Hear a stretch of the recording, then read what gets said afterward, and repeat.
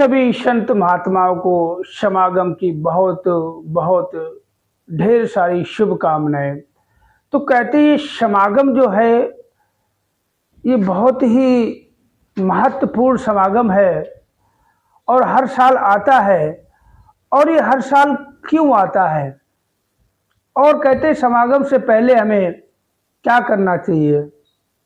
कुछ काम हैं जो हमें ज़रूर से ज़रूर कर लेना चाहिए। अगर हम नहीं करते हैं तो समागम का वो हमें आनंद प्राप्त नहीं होता है। कहते हैं हम एक समागम तो एक वार्षिक परीक्षा है होती है। अगर इस परीक्षा में हम उत्तीर्ण हो गए तो हमारे वारे न्यारे हो जाते हैं। सच्चे पातशाह कहते हमें पूरा एक साल तक हमें हर तरह की सेवा देता है। तन की सेवा, धन की सेवा और मन की सेवा। कि मन की सेवा ऐसी होती कितना आपका मन सत्संग में लगा, कितना मन आपके सदगुरु के चरणों से जुड़ा रहा, कितना आपका मन सदगुरु के वचनों पे चला, कितना आपने धन रूपी सेवा की है। तो ये सारा कहते हैं हमारा लेखा जोखा करके कहते हैं ये वार्षिक परीक्षा होती है। उत्तीर्ण हो जाते हैं अगर हम यहाँ पे तो हमारे बारे नारे हो जाते हैं। वास्तव में समागम तो समागम है, हर साल आता है और कहते हैं हम बढ़ चढ़ के अगर इसमें हम भाग लेते हैं तो कहते हैं कि हमें एक वो सुकून प्राप्त होता है जिसकी हमने कामना भी नहीं की होती। कई बार हमने आजमाया भी है। पिछले साल कहते हम सब कुछ करने के बाद समागम कहते जाते जाते मतलब अब नहीं जा पाएंगे, फिर भी हम पहुंच गए किसी कृपा से, इस सदगुरु कृपा से पहुंच गए।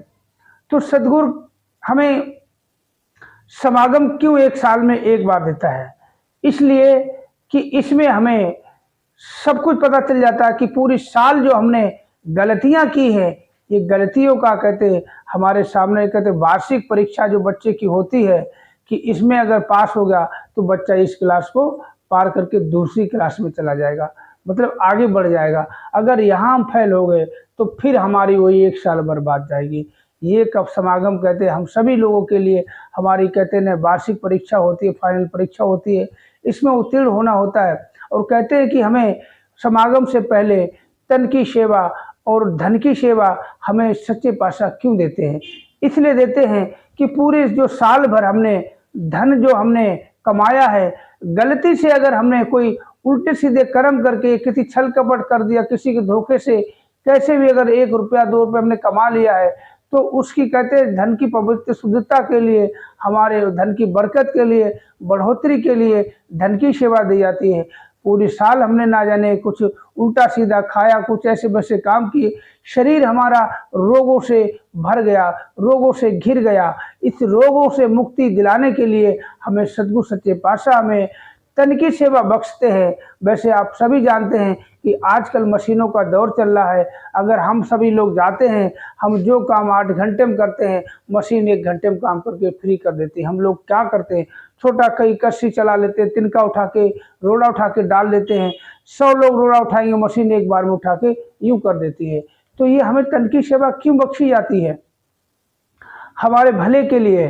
तो हमें कहते हैं ये काम अवश्य कर लेना चाहिए।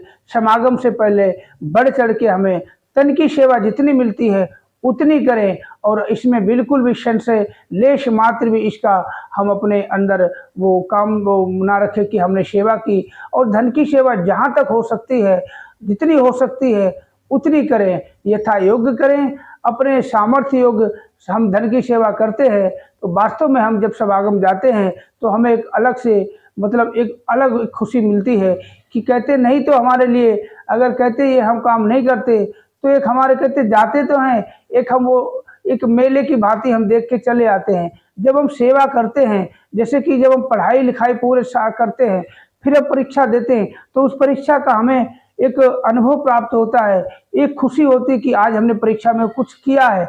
अगर आपने पढ़ाई नहीं की, तैयारी ही नहीं की और आप जाके परीक्षा में बैठ जाओगे तो आप हक्के बक्के रह जाओगे। आपको परीक्षा का कुछ समझ नहीं आएगा, क्या हमें लिखना है और क्या नहीं लिखना है, किसको छोड़ना है, किसको लेना है। ये प्रश्न उत्तर का हमारे कुछ समझ में नहीं आएगा। इसलिए कहते हैं समागम से पहले सेवाएं जो दी जाती हैं वो सेवाओं से वंचित ना रह जाएं। सद्गुरु सच्चे पातशाह सभी पे कृपा करना कि आप